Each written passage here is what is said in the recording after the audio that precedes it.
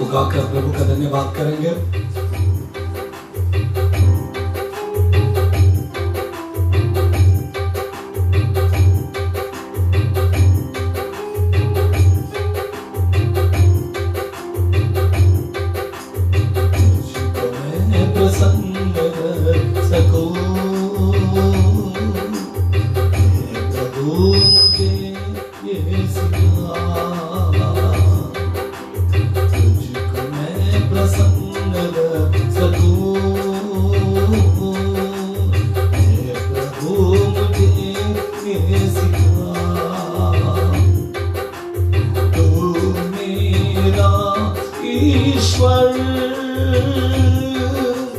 सुशोभित परिशुद्ध आत्मा प्रभु अपने सीधा में लेके चल मुझे, अपने सीधे में लेके चल मुझे।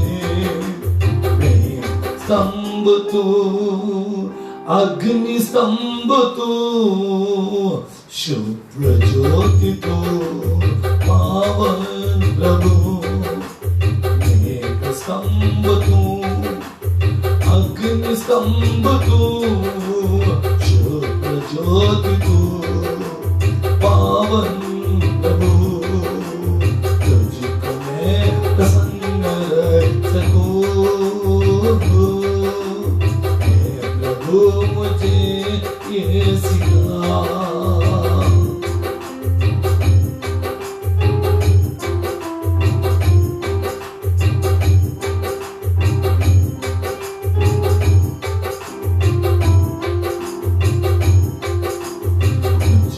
देकर अपनी हाथों को मैं उठा कर खोता हूँ मगर,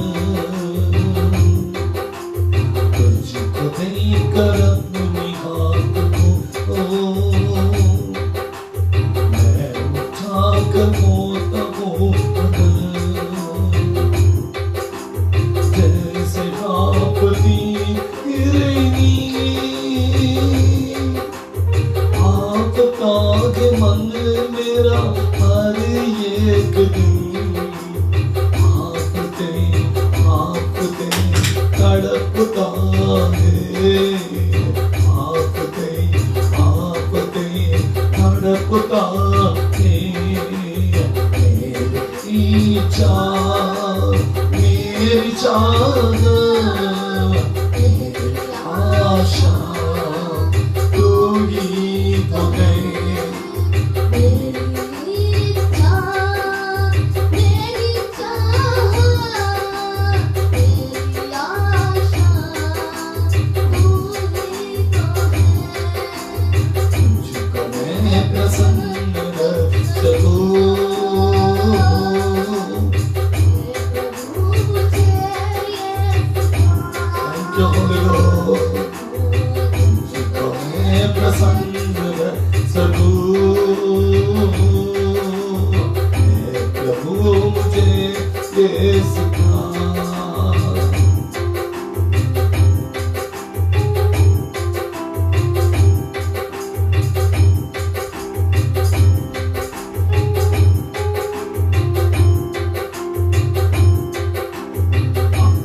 प्रेम प्रति बोल को आदि करुणनी थी, अपना प्रेम प्रति बोल को आदि करुणनी, अपनी ईमान दार को राह पर तू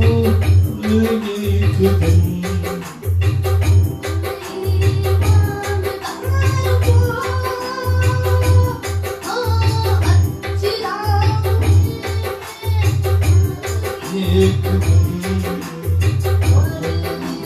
चलाओ दिव्य प्रभु जी।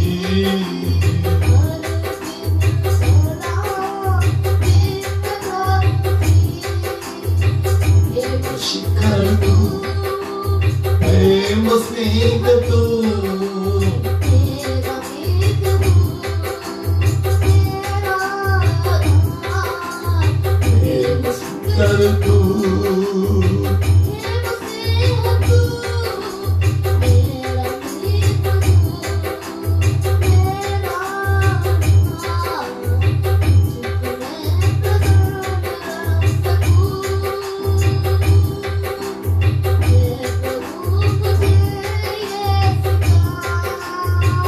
आमेन आमेन। तुझको मैं प्रसन्न रख सकूं,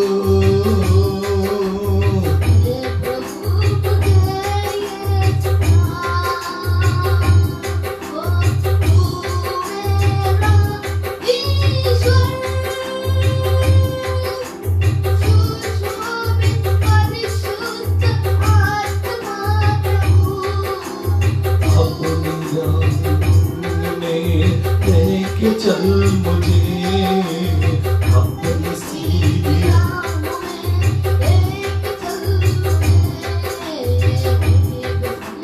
तू, अग्नि स्तंभ तू, शुक्र ज्योति तू, पावन प्रभु मेघ स्तंभ तू, अग्नि स्तंभ तू, ज्योति तू, पावन प्रभु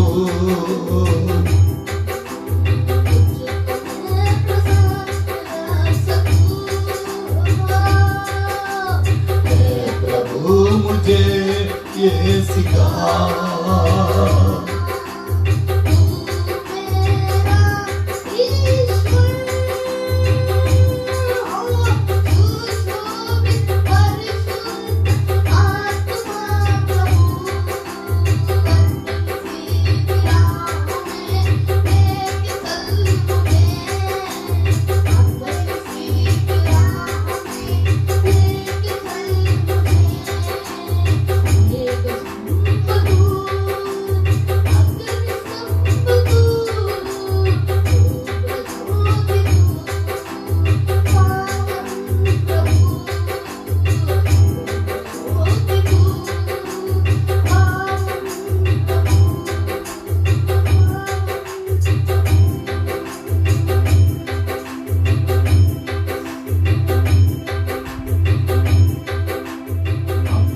प्रेम प्रति बोल को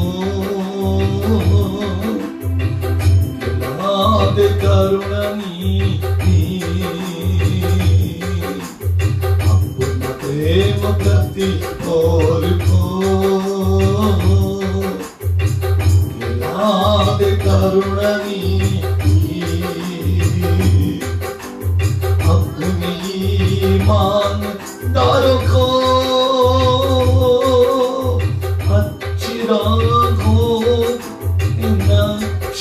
कदम हरे दिन चलाओ दिव्य प्रभु जी, हरे दिन चलाओ दिव्य प्रभु जी, प्रेम शिखर तू, प्रेम स्नेह तू, मेरा मित्र तू, मेरा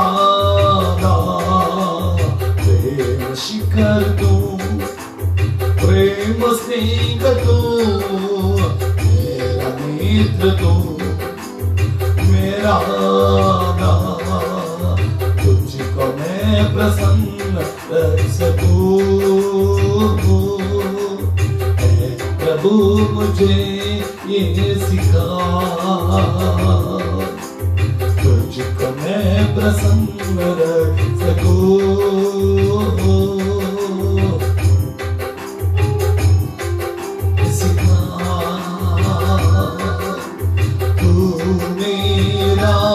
ईश्वर सुशोभित परिशुद्ध आत्मा प्रभु, अपनी सीधी राह में लेके चल मुझे, अपनी सीधी राह में लेके चल मुझे, मेघ स्तंभ तो, अग्नि स्तंभ तो, शुक्र ज्योति तो, पावन प्रभु। मेघ स्तंभ तो, अग्नि स्तंभ तो, शुक्र ज्योति तो, पावन प्रभु, पावन प्रभु, पावन है मेरे खुदा। Thank you Lord. एक बार इस सुबह के समय पर प्रभु ने अच्छा समय हमें देखकर उसके पवित्र सन्मुख में बुलाया, इसलिए प्रभु का धन्यवाद हो। परमेश्वर के पवित्र वचन में से आज हम एक अनोखा चीज को देखकर प्रभु का धन्यवाद करेंगे। आइए पढ़ेंगे गिनती की किताब 14वीं अध्याय की 24वीं पद। Numbers chapter 14 verse 24 says the Bible, उसमें यदि भूल से किया हुआ पाप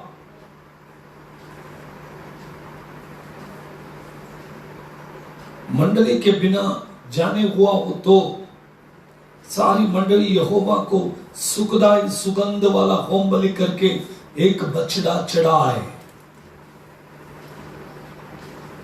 परमेश्वर का वचन हमसे करने वाली बातें, हमें परमेश्वर के लिए क्या चढ़ाना है, हमें परमेश्वर के लिए क्या समर्पित करना है, उस चीज को हम प्रभु के सामने लेकर आएंगे। पवित्र वचन आज हमसे कहने वाले बातों को हम पढ़कर प्रभु का धन्यवाद देने का मौका परमेश्वर ने हमें दिया है। परमेश्वर के पवित्र वचन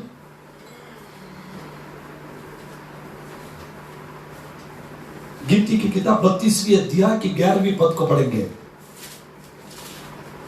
गिनती की किताब उसके 32वीं अध्याय की 11 और 12वीं पद को पढ़कर प्रभु का धन्यवाद करें। निस्संदेह जो मिस्र से निकल आए थे उनमें से जितने 20 वर्ष के अधिक आयु में से थे उन उस देश को देखने न पाएंगे जिसने देने की शपथ अब्राहम, इसहाक और याकूब से खाई है, क्योंकि वे मेरे पीछे पूरी रीति से नहीं लिए। 12वीं पद को पढ़ें। चल गिनती की किताब 32 का 12। परंतु यपुन्ने कंची का पुत्र कालेब और नून का पुत्र यहोशू, ये दोनों जो मेरे पीछे पूरी रीति से हो लिए हैं, हाँ। ये उसे देखने पाएंगे। वे ही लोग केवल कनान में प्रवेश करेंगे, बाकी कोई भी लोग कनान में प्रवेश नहीं करेंगे, क्योंकि निस्संदेह है सारे मनुष्य उसमें से निकल गए। सारे मनुष्य 6,05,550 लोग एक साथ निकल पड़े। उनमें से केवल 2 लोग कनान में जाने का वाचा को परमेश्वर की ओर से प्राप्त कर आगे निकल पड़े, क्योंकि प्रभु ने उनसे कहा था कि सब नहीं जाएंगे, परंतु कुछ लोग उसमें से प्रवेश करेंगे। कितने लोग 40 दिन के सफर को 40 साल के सफर में परिवर्तित होकर जंगल में, मरुभूमि में परमेश्वर की परीक्षा लेते हुए अलग अलग जीवन को बिताकर, रोमियों के पत्री 9वीं अध्याय का 15वीं पद कहती है, the book of Romans chapter 9 verse 15, Romans chapter 9 verse 15, क्योंकि वह मूसा से कहता है, वो मूसा से कहता है, मैं जिस किसी पर दया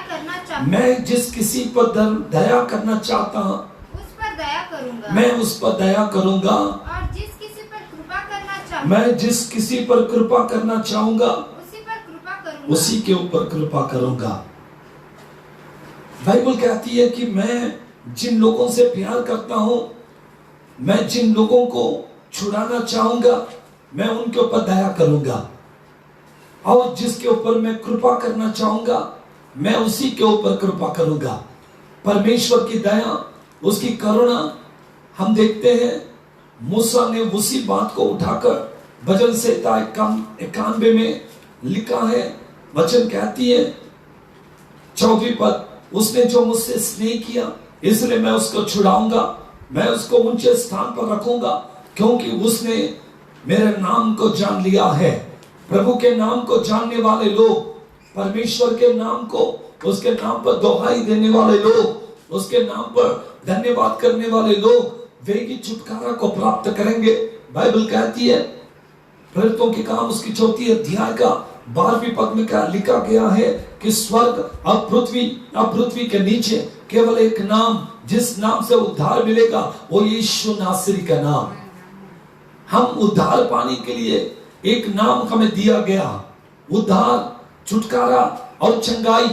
दुनिया में बहुत सारे चंगाइयों को हम देखते हैं, परंतु प्रभु यीशु मसीह के नाम में जो चंगाई मिलती है वो सब चंगाइयों से अलग है, जो हमें अनंत काल का जीवन का वारिस बनाता है, हमें उसका बेटा और बेटी बनने का अधिकार देता है। पढ़ेंगे हम रोमियों के पत्री में लिखी हुई बात को, the book of Romans chapter 8 verse 15।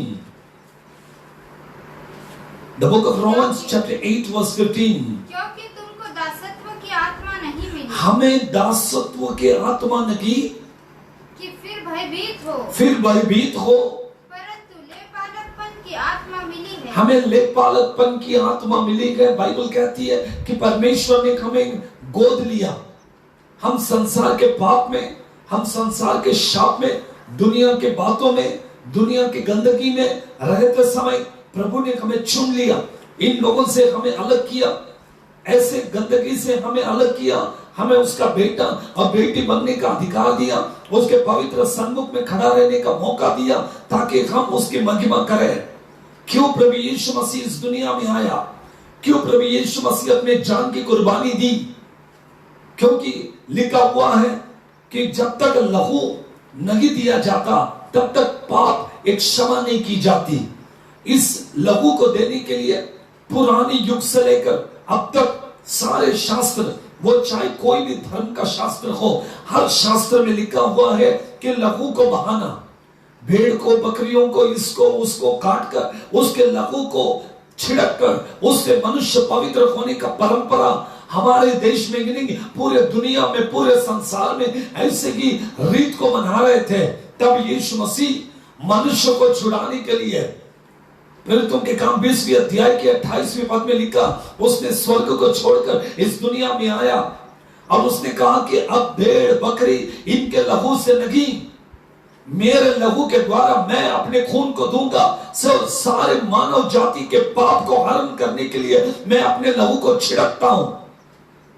जब यीशु मसीह गेत्सेमनी के बगीचे में था, बगीचे में रोम के सिपाही यीशु मसीह को पकड़ने के लिए आए, वो पकड़वाया गया। चेले दूर थे। जब चेलों को पता चला कि यीशु मसीह पकड़वाया गया तो चेले दौड़कर आए और उसमें से पतरस ने अपने चाकू को निकाला, तलवार को निकाला म्यान से और एक सिपाही के कान को काट दिया। यीशु मसीह नजदीक गया और उसके कान को उठाकर उसके चेहरे पे वापस लगा दिया, उसके कान चिपक गया। तब पतरस से कहा, पतरस तुझे क्या लगता है, क्या मैं अपने बचाव के लिए तलवार का इस्तेमाल करूंगा? अगर मैं एक आवाज में लगाऊं तो स्वर्ग से स्वर्गदूत उतर कर आएंगे, परंतु यह अनिवार्य है कि मैं मरूं, मैं अपने खून को दूं। मेरा खून जब बहेगा तब सारे मानव जाति, वर्तमान, भूत और भविष्य काल में, मतलब जो यीशु मसीह के पगले थे और जो उसके साथ थे और जो आने वाले पीढ़ी के लोगों के लिए एक ही बार अपने लहू को देकर मनुष्य को उसने खरीद लिया। इसलिए यहां पर रोमियो 8वीं अध्याय में लिखा, लेपालकपन की जिम्मेदारी को परमेश्वर ने हमें दिया। पाप और गंदगी के बीच में बिके हुए लोगों को खरीदने के लिए उसने अपने लहू को दे दिया, उसने छिड़कावे का लहू को दिया, उसने हमारे लिए अपनी जान की कुर्बानी दी ताकि हम खरीदे जाए। अब्राहम के समय पर इसहाक को बलि देने के समय अब्राहम ने जब देखा तो एक भेड़ का बच्चा वहां पर था। अब्राहम ने उसको लिया, अपने बेटे के बदले में उसको बलिदान किया। प्रभु यीशु मसीह कहता कि पाप तो मनुष्य ने की और बलिदान इन जानवरों का क्यों? इसलिए उसने मनुष्य के रूप को धारण कर आया कि मनुष्य के पाप के लिए एक मनुष्य ने की अपने खून को देना जरूरी है। ऋग्वेद में लिखा है रक्त प्रोक्षण पाप विनाश, मतलब जब तक लहू नहीं दिया जाएगा तब तक पाप हटेगा नहीं। और ये पाप को निकालने के लिए, पाप को धोने के लिए, भेड़ हो, बकरी हो, मनुष्य हो, कोई भी हो, उसको जब काटा जाता उसमें से खून बाहर निकलती है। वो चाहे मनुष्य के जाति से लेकर हर जाति के खून केवल गिनकर एक आधा घंटे के अंदर भीतर की भीतर हर लाल खून काले रंग में परिवर्तित हो जाता। इसका मतलब यह है कि हर खून में पाप है और जिधर पाप है वो अपने रंग को परिवर्तित कर कर वो लाल कलर से काले रंग में बदल जाता है। क्योंकि पाप, आदम को जब परमेश्वर ने बनाया, एदन के वाटिका में रखा, आदम और हव्वा ये दोनों ही थे, तीसरा कोई मनुष्य नहीं था। परमेश्वर ने मनुष्य से कहा फल को खाओ, फल फ्रूट को खाकर बिना पाप के यहां पर ठीक से रखो। और जैसे परमेश्वर की आज्ञा थी उस आज्ञा को मनुष्य ने तोड़ दिया। जिस फल को खाने से मना किया उसी को उसने खाया और पाप किया। आज्ञा का उल्लंघन करना ही पाप है। बड़ा पाप, हाँ जी वो भी पाप है। व्यभिचार करना, चोरी करना, झूठ बोलना, गलत काम करना, गलत संगति करना, यह तो पाप है। परंतु एक आज्ञा होती है कि ये ना करे। माँ बाप अपने बच्चों को कुछ कहते हैं कि ये काम नहीं करना, इधर नहीं जाना, उधर नहीं जाना। अगर हम छोटी सी छोटी बात को जब आज्ञा का पालन नहीं करते हैं वही पाप है। अपने माँ बाप की बात को सुनना है। एफेसियों 6वीं अध्याय का पहली पद में लिखा, the book of Ephesians chapter 6 verse 1, बच्चों अगर पृथ्वी पर तुम्हें दीर्घायुष्मान बनना है, पृथ्वी पर तुम्हें बहुत दिन जीना है, तो तुम अपने माँ बाप के आज्ञा का पालन करना सीखो। अगर कोई बच्चा अपने माँ पिता का आज्ञा का पालन नहीं करते हैं, उनके विरोध में बात करते, कुछ समय तक आप आनंदित रहोगे, उसके बाद में आप दीर्घायुष्मान नहीं बनोगे। दीर्घायुष मतलब बहुत साल तक आप पृथ्वी पर जी नहीं पाएंगे। मध्य रास्ता में ही कुछ दिन के भीतर ही आप इस दुनिया को छोड़कर चले जाएंगे। इसका रीजन है आज्ञा का उल्लंघन करना पाप है। वो चाहे देश के अधिकारी ने क्यों न कहा हो। हमारे देश में कोई कानून है, कानून को तोड़ना पाप है।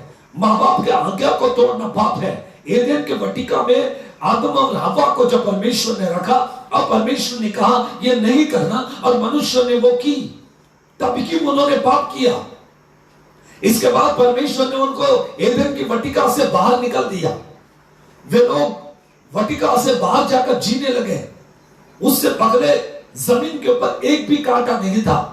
सब फलदायी वृक्ष थे, सब अच्छे अच्छे पेड़ थे। परमेश्वर ने कहा आदम से, आदम तू अपना पसीना बहाएगा तभी तू भोजन खाएगा। यह शाप था पुरुष के लिए। जब तक तू पसीना नहीं बहाएगा तब तक तुझे भोजन नहीं मिलेगा। और जमीन से कहा कि तू कांटों को उगाएगी। उससे पहले जमीन में ये कांटे बेटे कुछ नहीं थे, एकदम बढ़िया जमीन सुखदाई के ऐसे परमेश्वर ने बना। मनुष्य के पाप के कारण जमीन को शाप मिला और जमीन कष्ट के साथ में, वेदना के साथ में जमीन में फल आने लगा। इसके कारण मनुष्य का पाप, और ये पाप से छुड़ाने के लिए 2000 साल से पहले प्रभु यीशु मसीह इस दुनिया में आया। अब वो इसलिए आया कि मनुष्य के पाप से मनुष्य को आजादी दे, मनुष्य को छुड़ाए, उसके लहू के द्वारा उनको सुरक्षा दे। इस वजह से प्रभु ने अपने लहू को बहाया। शापित व्यक्ति को शाप से छुड़ाने के लिए, पापी व्यक्ति को पाप से छुड़ाने के लिए एक दिन बरनबास, बरब्बा नाम का एक व्यक्ति यीशु मसीह के पास में आया। बहुत भयंकर चोरी करने वाला व्यक्ति, गुंडा आदमी, रोम साम्राज्य के विरुद्ध में लड़ने वाला व्यक्ति। प्रभु यीशु मसीह जब रास्ते में चलता था तो उसके साथ में हजारों और लाखों के भीड़ में लोग उसके संग चलते थे। बरअब्बास ने रात में यीशु के पास आया और कहा, गुरुजी एक बात को हम करेंगे, आपके पास लोक संख्या है, आपके पास जनता है और मेरे पास बुद्धि बल है, हम दोनों मिलकर रोम साम्राज्य को हराएंगे और हम यहां पर राज्य को कर सकते। प्रभु यीशु मसीह ने कहा, तेरा राज्य अलग है, मेरा राज्य अलग है।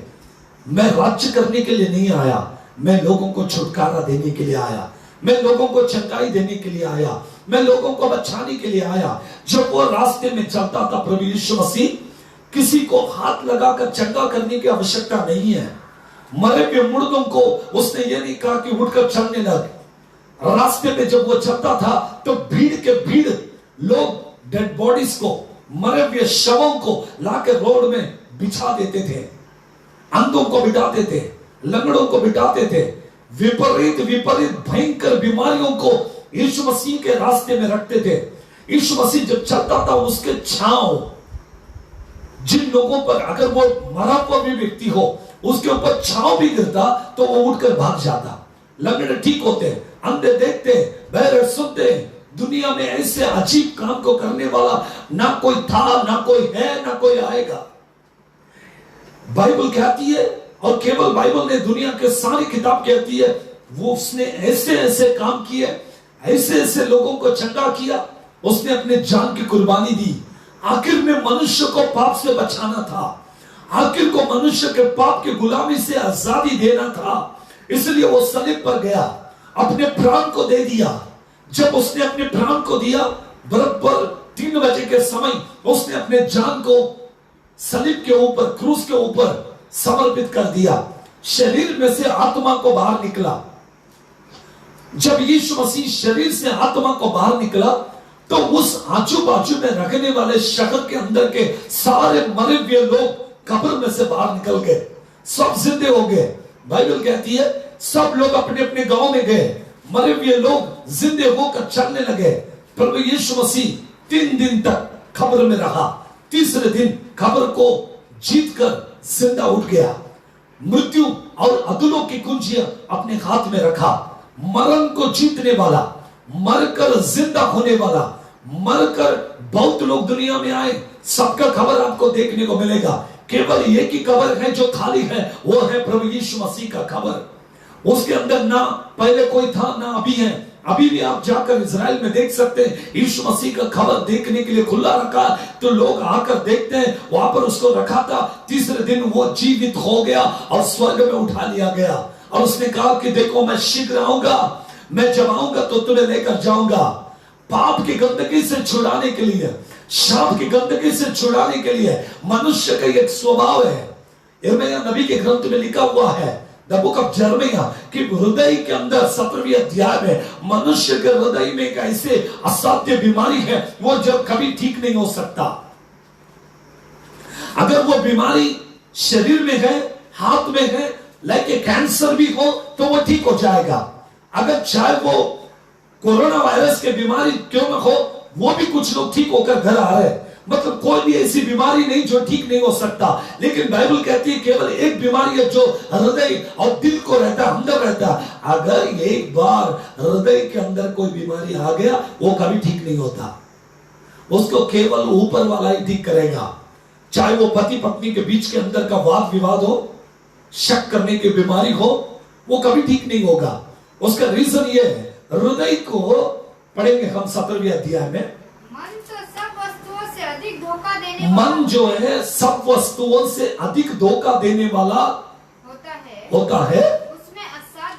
उसमें असाध्य रोग है। देखिए मन का जो रोग है, पाप का जो रोग है, उसको कोई दवाई नहीं है। चोरी करने वाले को कितना भी समझाओ, वो जाकर चोरी ही करेगा। झूठ बोलने वाले को कितना भी समझाओ, वो झूठ ही बोलता रहेगा। थोड़ा सा लाइन चेंज होगा, उसको बदलने के लिए केवल ऊपर वाले के हाथ में, वही बदल सकता है। वही सर्वशक्तिमान परमेश्वर अपने लहू को देकर मनुष्य को खरीद लिया, पाप की गुलामी से हमें आजाद किया, पाप की गंदगी से हमें आजाद किया। पाप से कौन छुटकारा देगा? ये एक ऐसी बीमारी है पाप, इससे कौन छुटकारा देगा? दुनिया में सबके पास एक ही प्रश्न है।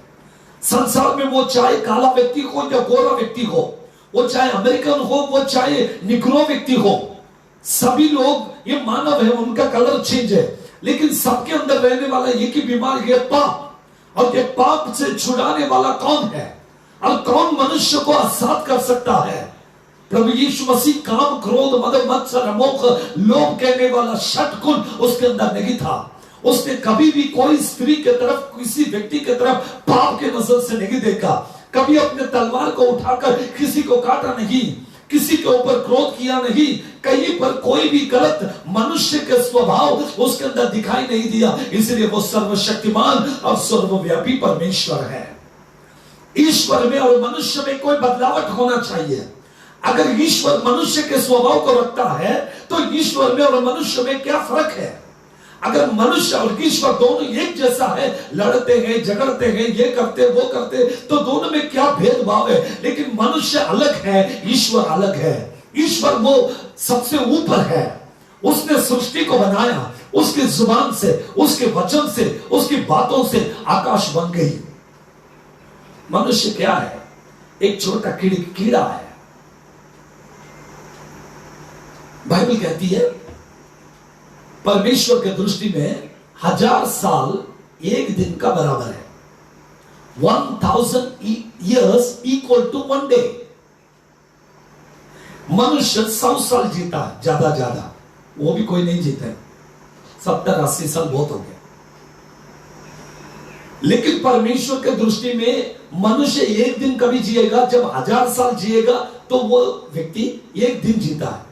100 दिन, 100 साल समझो तो इक्वल टू अगर हम आएंगे तो परमेश्वर के दृष्टि में एक व्यक्ति 1 मिनट भी जिंदा नहीं रहता। 1 मिनट जिंदा नहीं रहता। 1000 इक्वल मतलब 1 मिनट से भी पहला यहां से पानी का बुलबुला निकला, बीच में किधर तो फूट गया, मर गया। इतने दिन के लिए हम अपने घर, अपना संसार, बच्चे, ये वो, इसको मार, उसको मार, ये कर, वो कर, कितने काम हम करते हैं। लेकिन ईश्वर ऊपर से देखकर हंसता, क्या मनुष्य का जीवन है? पानी का बुलबुला इधर से निकला, इधर मर गया। हमारे दृष्टि में 100 साल का कितने तो बड़ा टारगेट होता है। इसको जीने के लिए मनुष्य क्या क्या नहीं करता, लेकिन ईश्वर हंस रहा है। ईश्वर देखकर वो कहता कि मनुष्य तो क्या, ये कीड़ा है, एक मिट्टी का कीड़ा और एक घास के जैसे, एक फूल के जैसे, कभी फूलता कभी सूख जाता, मालूम ही नहीं है। इसलिए जितने दिन हम जिएंगे उतने दिन संभाल के रखने की कोशिश कीजिए। पाप से अलग रहिए, दुनिया के गंदगी से अलग रहिए, अपने माँ बाप के बातों को मानने के लिए सीखिए, अपने परिवार में ठीक रीति से रखने का प्रयास कीजिए, क्योंकि यीशु ने अपने लहू को देकर हमें खरीद लिया। बहुत लोग मुझसे प्रश्न करते हैं, क्यों यीशु मसीह सूली पर मारा गया, अपने आप को क्यों नहीं बचाया? वचन के अंदर आप बाइबल को पढ़ेंगे तो आपको समझ में आएगा। उसमें लिखा, यीशु ने कहा, यदि मैं बचना चाहूं तो कभी मैं बच जाऊंगा। वो क्यों मरा? मरने से पहले कितने लोगों को, मरे हुए लोगों को उसने जिंदा किया। जब वो एक व्यक्ति को जीवित कर सकता है, हजारों मरे हुए लोगों को जीवित कर सकता, उसने क्यों मरा? रीजन नंबर 1, एक ही कारण है, खून को देना था। उसने अपने शरीर का पूरा लहू दे दिया। बराबर 3 बज गया था, उसने अपने प्राण को दिया। सिपाही ने आकर उसके फसली में भाला डालकर मारा। जब उसके शरीर में भाला को मारा तो उसके शरीर से, उसके फसली में से, बीच में से खून और पानी बहने लगा।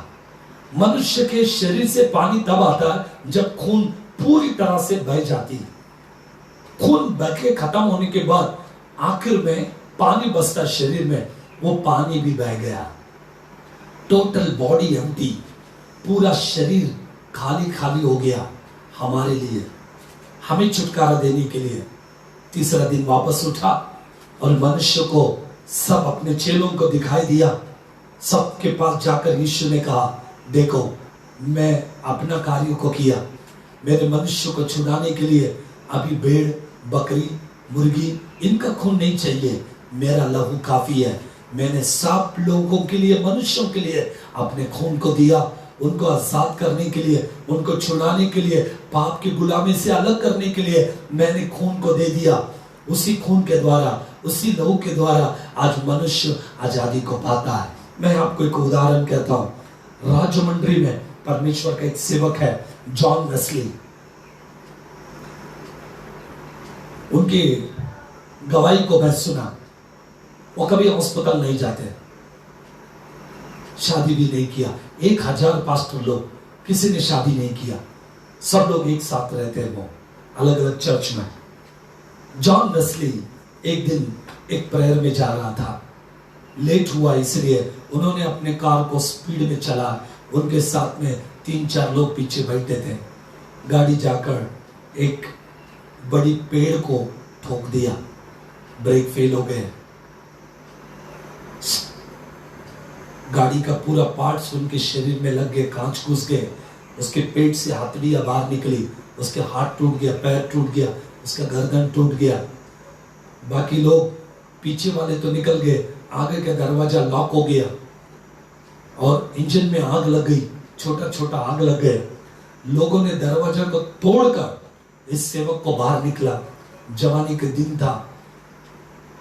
बाहर निकलने के बाद पूरे शरीर में घाव, पेट में से हथेलियां बाहर गिरी है और यहाँ गर्दन टूटा हुआ है, हाथ टूटा हुआ है, पैर टूटा हुआ है।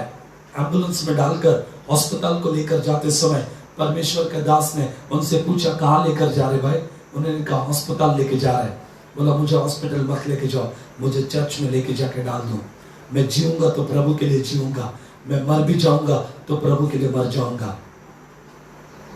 उनको चर्च में लेकर गए, चर्च में डाला गया, पूरे लोग आकर बैठे। परमेश्वर की सेविका मेरक्का वहां पर आई। उन्होंने देखा बहुत बड़ी सेविका है। उन्होंने उस व्यक्ति को देखा, लहूलुहान था, पूरे खून खून हो गया।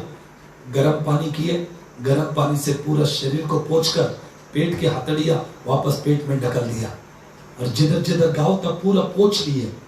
एक भी दवाई नहीं लगाया, एक टैबलेट नहीं दिया, एक इंजेक्शन नहीं दिया। एक रूम में कॉट चारपाई पे उनको सुला दिया। प्रार्थना का तेल लेकर प्रेयर कर कर सारे घाव पे डाल दिए और उस व्यक्ति को वहां पर सुलाकर सब चले गए, प्रार्थना करने लगे। कई महीने तक वो बेड पे रहा। एक दिन एक डॉक्टर, उनके चर्च के डॉक्टर अन्ना जॉन वेस्ली अन्ना को मिलने के लिए आए।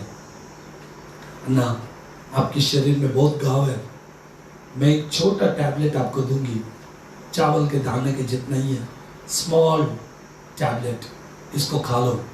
ये टैबलेट में इतना ताकत है कि आपको गैंग्रीन नहीं होगा, आप चंगे हो जाएंगे। अन्ना ने उससे कहा, अगर चावल के दाने के टैबलेट में इतना ताकत है, मेरा यीशु मसीह का एक बूंद लहू में कितना ताकत होगा, आप सोचिए। इतना कहकर डॉक्टर को कहा, तुम चले जाओ, मुझे कोई दवाई नहीं चाहिए।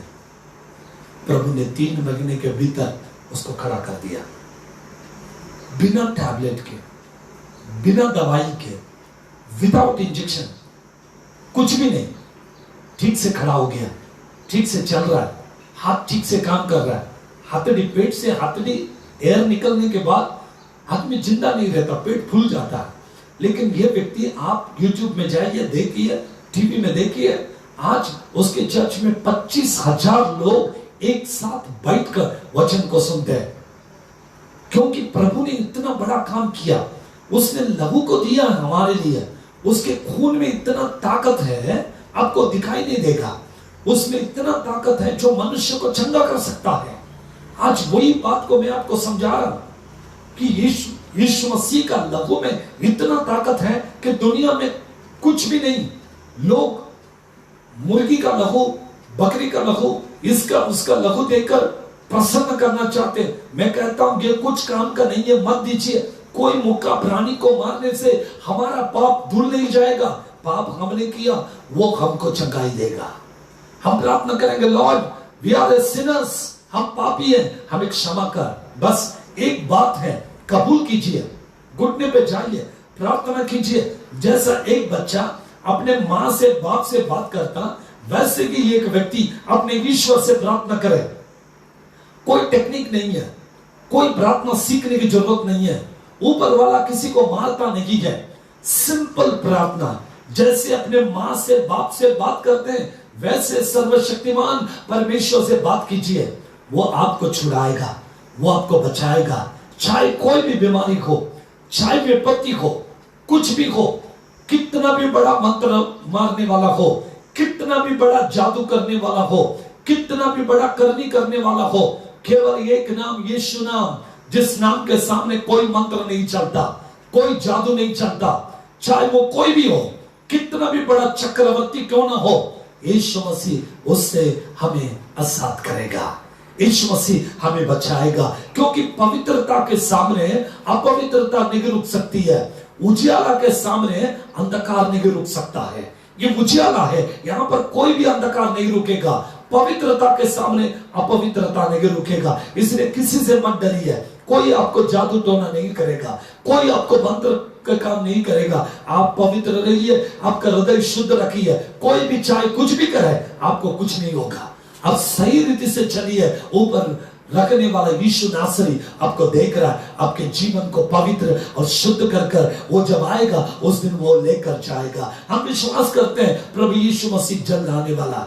दुनिया के सारे ग्रंथ में लिखा, केवल बाइबल में नहीं, आप कोई भी ग्रंथ को पढ़िए, उसमें लिखा यीशु आने वाला है। दूसरा कोई नाम नहीं है, केवल यीशु का नाम लिखा, क्योंकि वो आने वाला है। वो न्याय करने के लिए आएगा, वो जजमेंट करने के लिए आएगा, वो मनुष्य को लेकर जाने के लिए आएगा, वो मनुष्य को अपने साथ में रखने के लिए आएगा। जैसे गेत्सेमनी में, एदेन की वाटिका में मनुष्य को काम नहीं था, भूख नहीं था, प्यास नहीं था, वो सिचुएशन वापस आने वाला है। हम लोग ऊपर जाएंगे, प्रभु के साथ रहेंगे, वहां पर कोई शरीर नहीं रहेगा, वहां पर हम सब लोग एक समान रहेंगे। वहां ना भूख है, ना प्यास है, ना अकाल है, ना दुख है, ना तकलीफ है, ना बीमारी है, ना काम पे जाना है, कुछ नहीं। हम सदा प्रभु के साथ रहेंगे। ये उम्मीद के साथ हम जीते हैं। कुछ दिन हम दुनिया में हैं, तो दुनिया के बातों में मत जाइए। वचन में लिखा, मैं जिसके ऊपर चाहूं उसके पर अनुग्रह करता हूं, जिसको ना चाहूं उसे नहीं करता। इसलिए आप लोग प्रार्थना में रहिए, प्रार्थना में आगे चलिए। एक बात को मैं आपको बताऊं, जब एक जेल में जाते हैं, जेल के पहला गेट नहीं, अंदर जाने के बाद एक बात लिखा हुआ है, कोई भी मां के गर्भ से गुनहगार बनकर, पापी बनकर, शापी बनकर पैदा नहीं होता।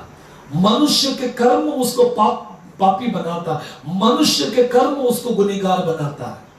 इसलिए किसी से घृणा मत कीजिए, सबके लिए प्रार्थना करें, सबके लिए अपने प्रार्थना में याद करें कि प्रभु उनको क्षमा करे, प्रभु उनको लेकर चले। प्रभु आप सबको आशीष दे। आइए हम सब लोग प्रार्थना करेंगे। प्रभु यीशु मसीह 2000 साल पहले हमारे लिए अपने जान की कुर्बानी देकर हमें बचाने के लिए उसने अपने आप को सौंप दिया।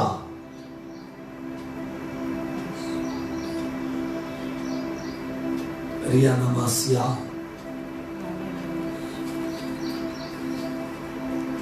दलदल के कील से मुझे उबारा, चट्टान पर खड़ा कर दिया, तेरे लिए क्षमा किया है तमाम पापों को, स्मरण करता हूँ कि बेटी हूँ, क्षमा किया है तमाम पापों को, स्मरण करता हूँ कि मैं बेटी हूँ, तेरे लहू से मुझे धो ले तू प्रभु, पूरी तो से अभी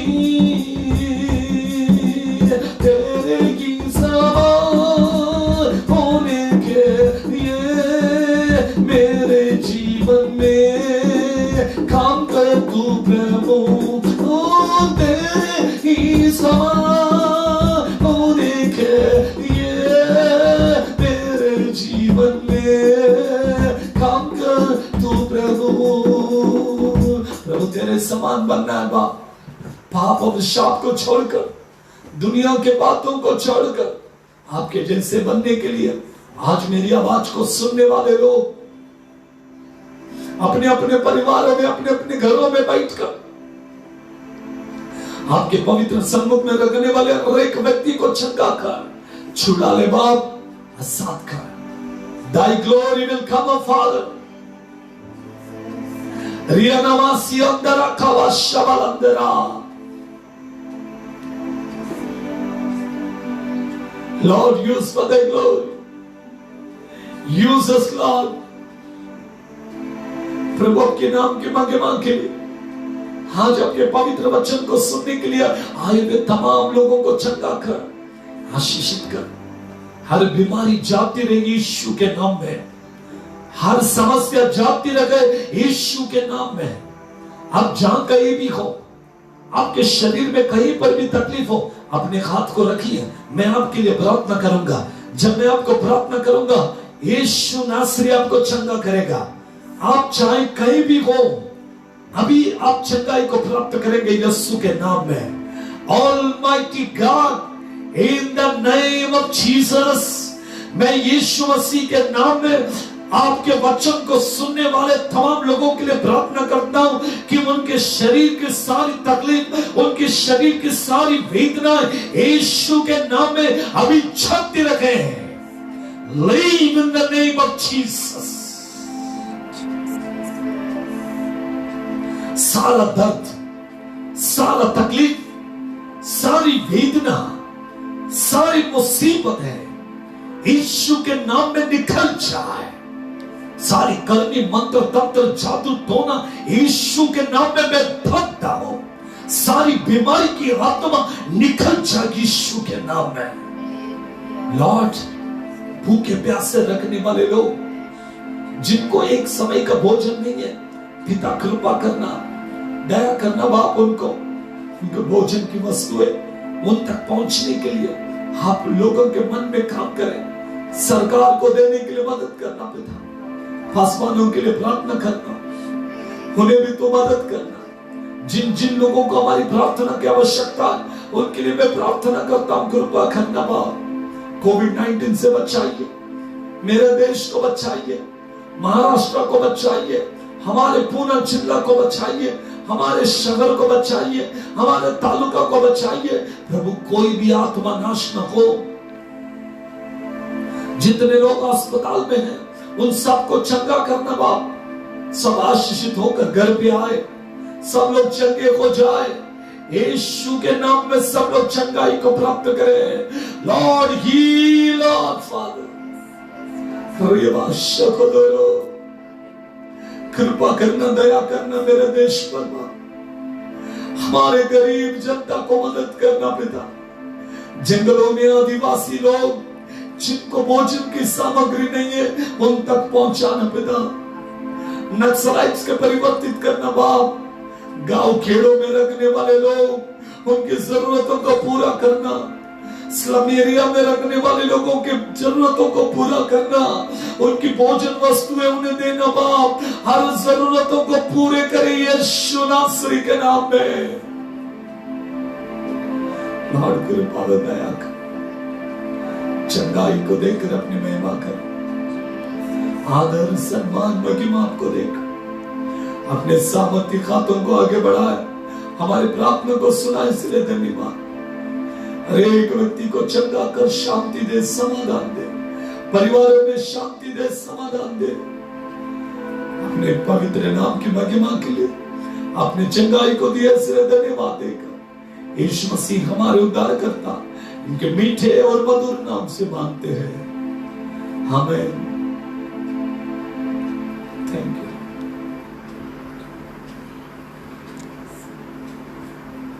प्रियो, कल सुबह 11 बजे फिर से हम मिलेंगे।